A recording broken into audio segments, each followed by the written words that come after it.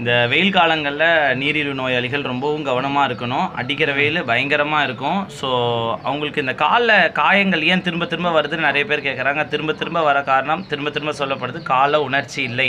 உணர்ச்சி இல்லாததுனால வெயிலில் ஒரு 10 செகண்ட் பார்த்தீங்கன்னா ஏற்கனவே ஆறின காயம், இப்போ இது புது காயம், இந்த இந்த இடத்துல ஒரு காயம், இது வந்து செப்பல் அப்படி ஏற்கனவே காலில் பல தடவை உங்களுக்குலாம் காயங்கள் வருது. ஏன் திரும்ப திரும்ப காயங்கள் வருது? இதெல்லாம் காயங்கள் வந்து ஆறின தழும்புகள் இதில் அழகாக இதில் தெரியுது.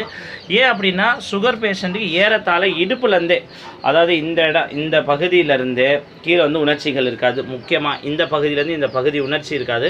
அதனால் அடிக்கடி உங்கள் காலில் காயங்கள் ஏற்படும். சர்க்கரை கம்மியாக இருந்தால் தப்பிச்சுப்பாங்க. சர்க்கரை அதிகமாக இருந்ததுன்னா அப்படியே அந்த உள்ளே இருக்கிற எலும்புகள் அதெல்லாம் அப்படியே இந்த இடத்துலலாம் புண்ணு வந்து, இந்த இடத்துல வலி வந்து, ஜுரம் வந்து, இந்த இடத்துல நெறி கட்டின பிறகு தான் அப்புறம் தெரியும்.